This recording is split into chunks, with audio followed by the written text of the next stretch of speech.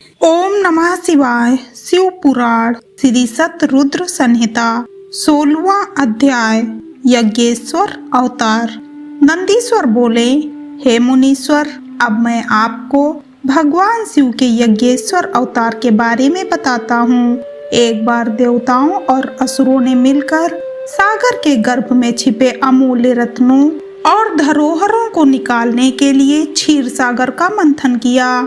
मंथन करते समय सर्वप्रथम विष निकलने लगा और संसार उस विष की ज्वाला से भस्म होने लगा। यह देखकर देवता और दानव भयभीत हो गए और भगवान शिव की स्तुति करने लगे। भगवान शिव सदा ही अपने भक्तों की रक्षा और कल्याण करते हैं। उन्होंने अपने भक्तों का दुख दूर करने के लिए उस विष को पी लिया। विष पीने के कारण उनका गला नीले रंग का हो गया और वे नीलकंठ नाम से विख्यात हुए। तत्पश्चात देवता और दानव नए उत्साह और जोश के साथ दोबारा समुद्र मंथन करने लगे, जिससे अनेकों बहुमूल्य रत्न, हीरे, जवाहरात और अमृत का प्रादुर्भाव हुआ। अमृत निकलने पर देवताओं और असुरों में युद्ध होने लगा।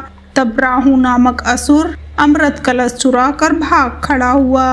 यह दृश्य चंद्रमा ने देख लिया और उसका पीछा किया। विष्णु जी ने अपने सुदर्शन चक्र से उसकी गर्दन काट दी, क्योंकि उसने अमृत पी लिया था। इसीलिए सिर कटने के बाद भी वह मरा नहीं। तब से राहु चंद्रमा को डराने लगा। भगवान शिव ने चंद्रमा की रक्षा करने के लिए उसे अपने सिर पर धारण कर लिया। देवताओं ने असुरों से अमृत कलश छीन लिया और अमृत पान कर लिया।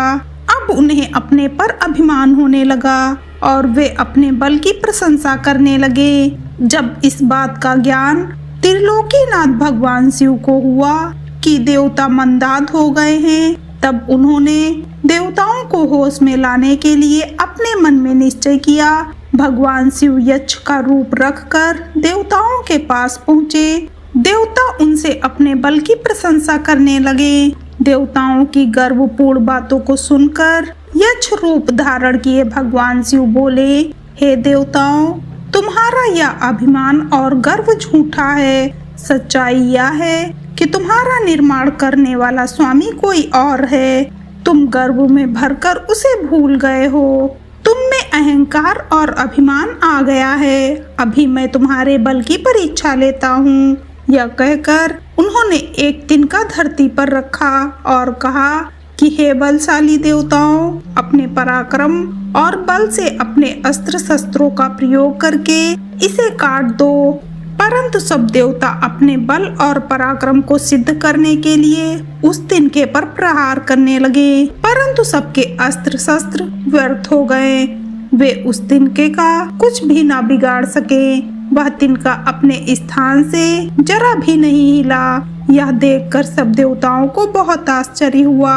देवता आश्चर्यचकित होकर एक दूसरे को देख ही रहे थे कि आकाशवाणी हुई। आकाशवाणी बोली, देवताओं, यक्ष के रूप में ये कोई और नहीं, स्वयं भगवान शिव हैं, जो सबके परमेश्वर, रचना करता, पालन करता और विनाश करता है। आकाशवाणी सुनकर सब देवताओं को अपनी भूल का एहसास हो गया और वे यज्ञेश्वर भगवान शिव को प्रणाम करके उनकी स्तुति करने लगे।